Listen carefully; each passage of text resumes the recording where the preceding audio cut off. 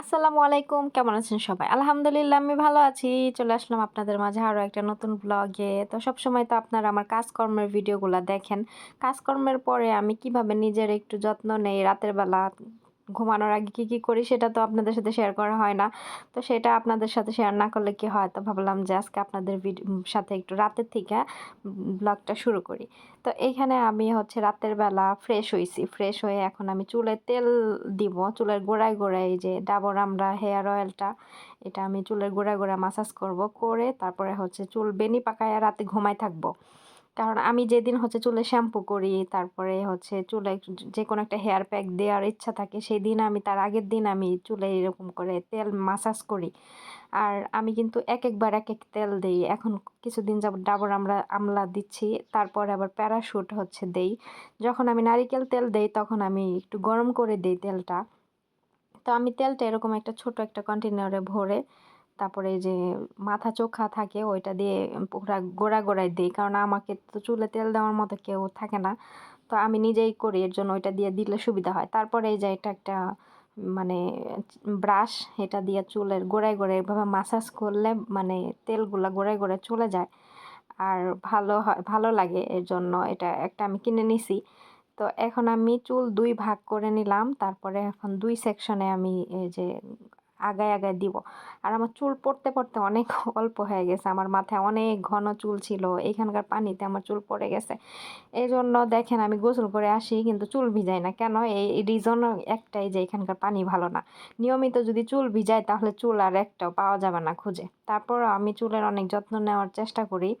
কারণ হচ্ছে বিভিন্ন তেল, অ্যালোভেরা জেল, মানে ক্যাস্টর অয়েল, আমি বিভিন্ন কিছু আমি আমার চুলে দিই। তো কিছুদিন যাবত আমার ম্যাডামের বাচ্চা হওয়ার পর থেকে আমার হচ্ছে চুলের যত্ন নেওয়া হচ্ছে না। আমি প্রতি সপ্তাহে ২ বার করে হেয়ার প্যাক দিতাম। কিন্তু এখন আমার নেওয়া হচ্ছে না। কারণ বানানো হয় না, আর হচ্ছে একটু কাজের প্রেশারের কারণে বানানো হয় না। যাই হোক আলহামদুলিল্লাহ, তবে এখন একটু কাজের প্রেশার কম। কাজের প্রেশার বলতে আমার এই বাসায় কাজ নিয়ে হচ্ছে, আর কোনো কাজ নিয়ে কোনো সমস্যা নেই। সমস্যা একটাই ছিল কাপড়-চোপড় নিয়া। কাপড়-চোপড় ধোয়া, আয়রন করা এগুলোই বেশি সমস্যা ছিল। কারণ ওরা অতিরিক্ত কাপড়-চোপড় নোংরা করে। তো এখন অটো ওয়াশিং মেশিন এনে দিছে, এখন আর ওরকম প্রবলেম হয় না। এখন খুব ইজিলি কাজগুলো শেষ হয়ে যায়। তো এখানে আমি হচ্ছে নিভিয়ার হচ্ছে ক্রিমটা, যেটা মানুষ মুখে ব্যবহার করে, সেটা কিন্তু আমি ফুল বডিতে, এমন হাতে পায়ে মুখে সব জায়গায় আমি ব্যবহার করি। তো মুখে এখন আমি নিভিয়া ক্রিম দেই না। এখন আমি ওই যে সেরাভির একটা ক্রিম নিয়ে আসছিলাম, ওইটা আমি আমার মুখে দিই। আর শরীরে দেই এই নিভিয়ার এই ক্রিমটা। আর এইখানে একটা নূর হচ্ছে মুখের ক্রিম। তো আমার মুখে এর আগে আমি রান্না বান্না করতে গিয়ে আমার অনেক গরম তেল ছিটতে গিয়ে আমার জায়গায় ফোস্কা পড়ে গেছিল। তো সেইখানে এখন কালো দাগ হয়ে আছে। এজন্য আমি হচ্ছে মার্কেটে গিয়া একটা মহিলা দোকানদার আছে, ওনাকে বললাম যে এই মুখের এই দাগগুলো দূর করার জন্য কোনো ক্রিম আছে কিনা। পরে উনি আমাকে এটা দিল।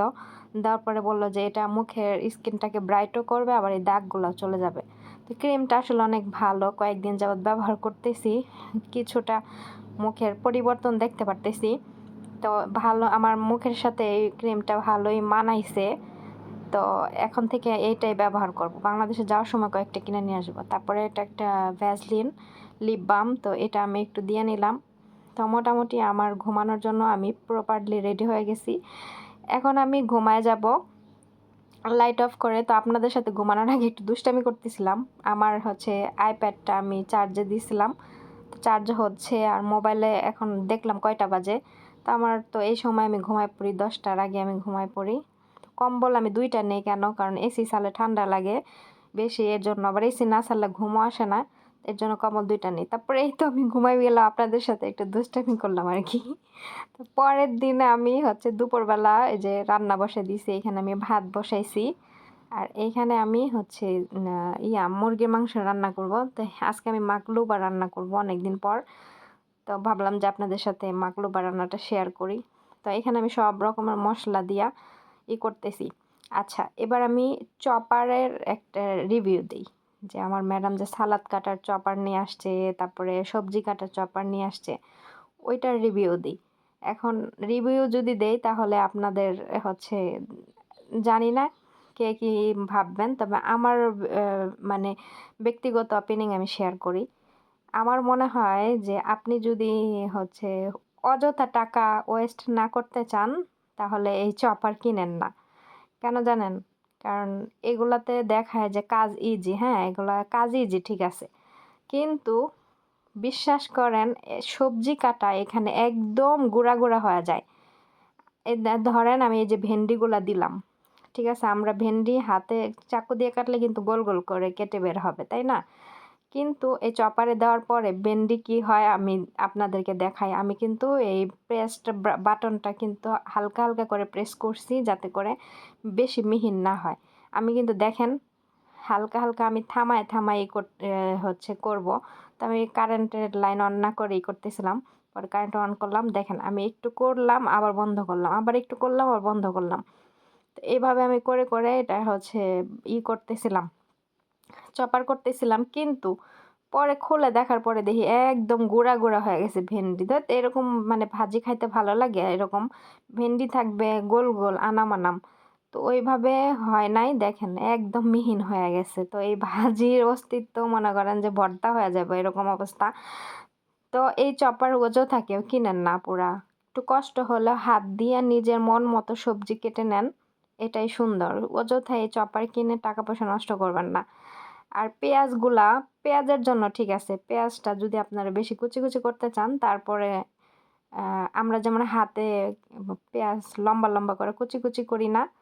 ওইটা কিন্তু এই চপারে কিন্তু ওইভাবে কুচি, কুচি হবে না। এই চপারে পেঁয়াজ কুচি, কুচি হবে কিভাবে?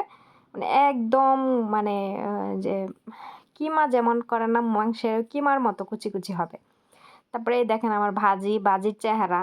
আমি হচ্ছে ভেন্ডি গোল, গোল করে কেটে সবসময় হচ্ছে সবুজ, সবুজ করে ভাজি করি। আজকে ভাজি দেখেন একবারে গইলা গেছে এই চপারে করতে গিয়া।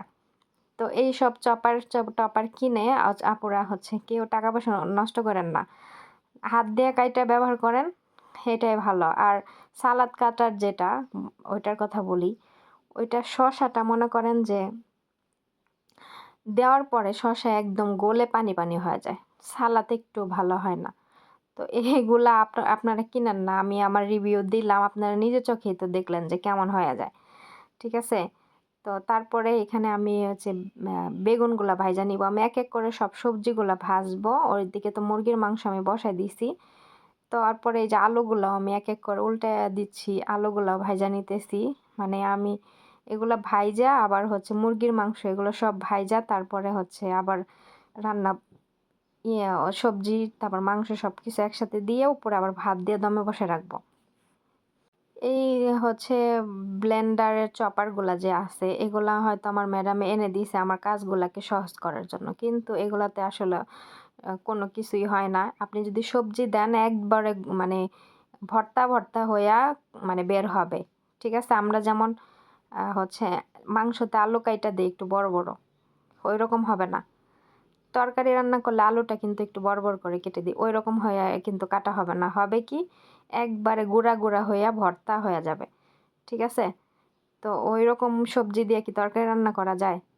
যাই হোক, আমি ওইটাতে শুধু পেঁয়াজি চপ করব আর অন্য কিছু আর করা যাবে না। কারণ অন্য কিছু করলে একবার ভর্তা হয়ে যায় আর যে জিনিস দেখতে ভালো না লাগে না ওই জিনিস রান্না করে খাইতে কেমন লাগবে? তো যাই হোক এখানে মুরগির মাংস দিয়ে দিলাম আমি।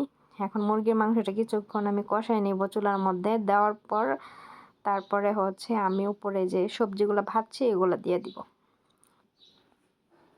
অনলাইনে যখন আমি হচ্ছে এই চপারগুলা দেখলাম, অনেকে রিভিউ শেয়ার করতেছে পেঁয়াজ কাটা, সবজি কাটা। তো দেখে আমার মনে হয়েছিল যে আমি বাংলাদেশে গেলে একটা অর্ডার করব অনলাইন থেকে যাতে আমার আম্মুর হচ্ছে কাজের সুবিধা হয়। কিন্তু আমি নিজে ব্যবহার করে আমি দেখলাম যে না এটা কোনো কাজেরই না। শুধু, শুধু হচ্ছে সময় নষ্ট। ঠিক আছে? টাকা নষ্ট। তো এগুলা কিনার লাভ নাই।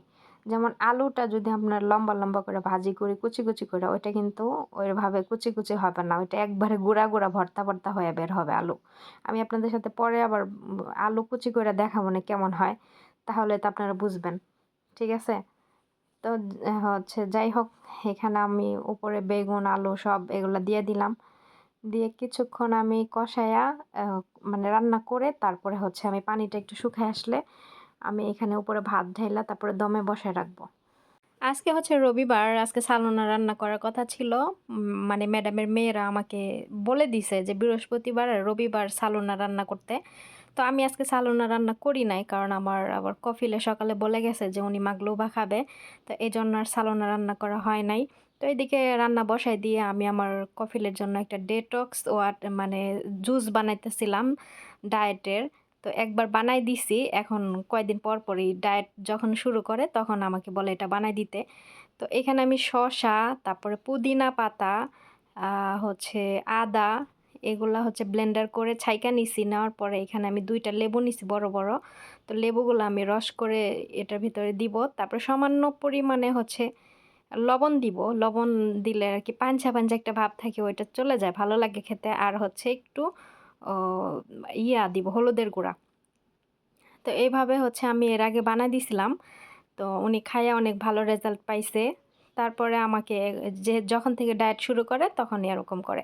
আর এগুলো হচ্ছে ডায়েট ওনার ডায়েটের কোনো সিস্টেম নাই। কেমন ডায়েট আমি বলি, ফ্রিজে হচ্ছে ডিউ এনে রাখছে, মানে কোল্ড ড্রিঙ্কস। ওগুলো ডায়েট করলে তো ওইসব জিনিস খেতে মানে খাওয়া যায় না, ওগুলো অ্যাভয়েড করতে হয়। কিন্তু উনি রাতের বেলা বাহিরে খাবার খায়, আবার ওই যে কোল্ড ড্রিঙ্কস খায়। তো ওগুলা খেয়ে যদি ডায়েটের জুস খায় তাহলে কি কাজে লাগবে বলেন? কখনোই কাজে লাগবে না। তারপরে এখন আমাকে বলছে, আমি তো আবার হুকুমের গোলাম, যেটা বলবে ওইটাই আমাকে করতে হবে। তো ওইরকমই আর কি, হুকুমের গোলাম, হুকুম পালন করতেছি। তো সকালে বলে গেছে, পরে আমি বললাম আচ্ছা ঠিক আছে। তো এখন দুপুরে রান্না করতেছি, রান্না করার পাশাপাশি এটা বানাচ্ছি, বানায় রেখে দিই। তো এই দেখেন সামান্য পরিমাণে আমি একটু লবণ দিব।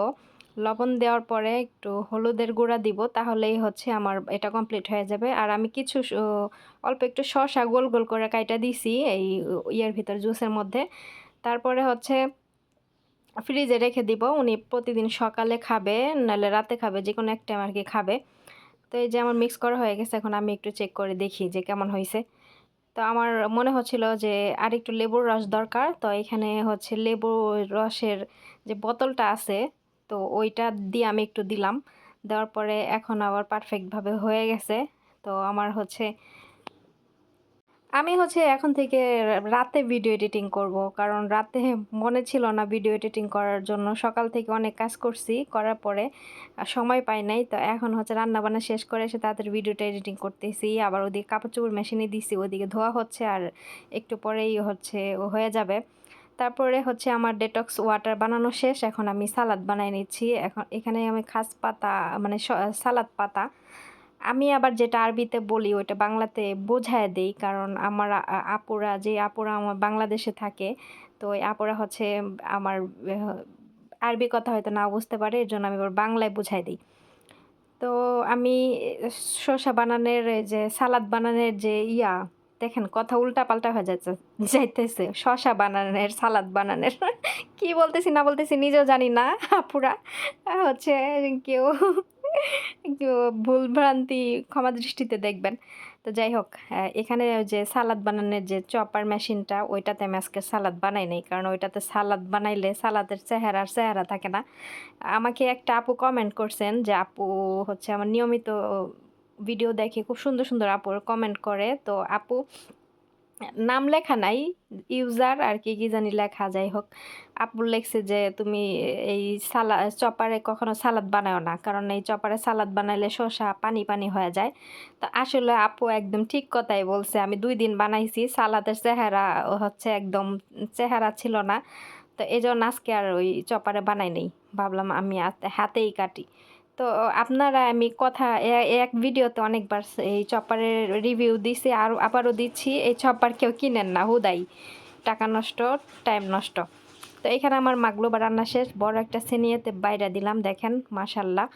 তো এখন আমার রান্না বান্না শেষ, মানে আমার কাজ কাম কমপ্লিট। এখন আমি আমার রুমে চলে যাব, রুমে গিয়ে আমি একটু রেস্ট করব। আবার ম্যাডামের ছোট মেয়ে আসবে, আসলে ওরে আবার গাড়ির থেকে নামাইতে হবে। আবার ওর হচ্ছে গাড়ি যে নিয়ে যায়, ওনাকে বেতন দিছে ম্যাডাম, আমার হাতে খামে টাকা দিছে, বলছে ওনাকে দিয়ে দিতে, তো আমার গিয়ে অপেক্ষা করতে হবে। তো আজকের ভিডিওটাই সবাই এ পর্যন্তই দেখেন। আল্লাহ হাফেজ।